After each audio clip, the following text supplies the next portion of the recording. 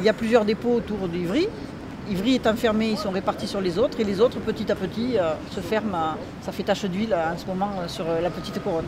On espère qu'on nous entende surtout. Là, on va nous sentir. C'est déjà un premier pas, mais l'idée, c'est qu'après avoir senti, ils nous entendent. Qu'ils entendent que les salariés ne sont pas des idiots, qu'on arrête de leur dire qu'ils n'ont pas compris, qu'on va leur expliquer la loi El Khomri, parce qu'en fait, ils l'ont très bien compris. D'ailleurs, maintenant, ils vont essayer de tout mettre en place pour se faire entendre pour de vrai.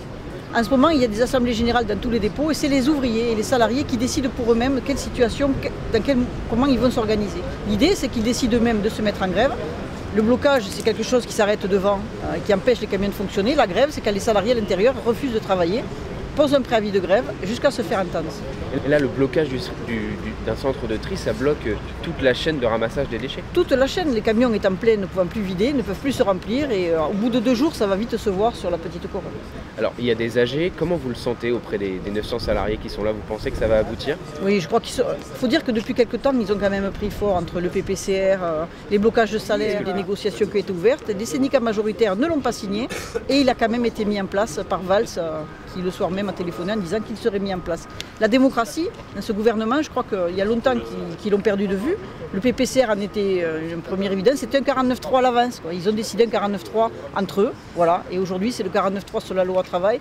C'est la goutte qui fait déborder le vase. Les blocages se décident aussi avec les salariés qui décident, des autres salariés d'autres professions qui le décident ensemble.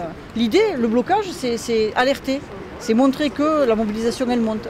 La deuxième phase, c'est la mise en grève des usines, des entreprises, afin que le pays geler l'économie, paralyser l'économie, c'est peut-être mieux se faire entendre par ce gouvernement qui apparemment n'entend que le son de cloche qui nous traite. Parce qu'il faut voir quand on prend les militants. Quand on entend Gattaz qui nous traite de voyous, de terroristes, je ne sais pas s'ils pèsent leurs mots quand ils disent ce genre de choses. Le terrorisme, c'est pas ça. Là, ce sont des ouvriers qui perdent de l'argent parce qu'ils ne travaillent pas. Ils perdent de l'argent pour éviter d'en perdre encore plus demain.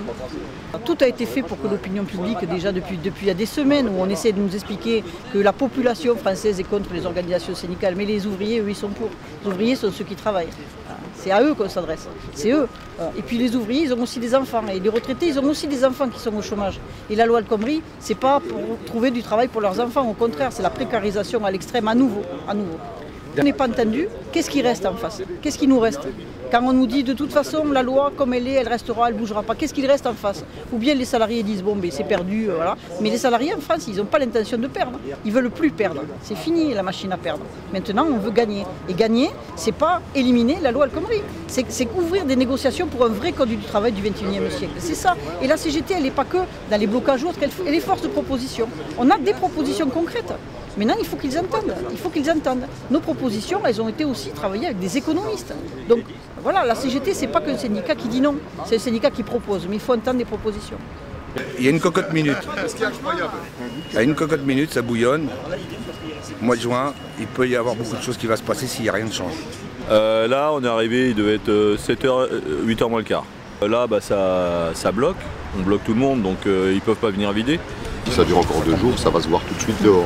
Voilà. D'accord, c'est ce qu'il faut faire. Enfin, c'est dommage parce que nous on n'aime pas laisser traîner les poubelles, c'est pas beau, ça pue. Mais et après, tous les moyens sont bons pour se faire entendre. Voilà. Quand vraiment le gouvernement est sourd, il faut utiliser les moyens à notre possession. c'est de la surdité là, c'est de l'obstination, ça s'appelle.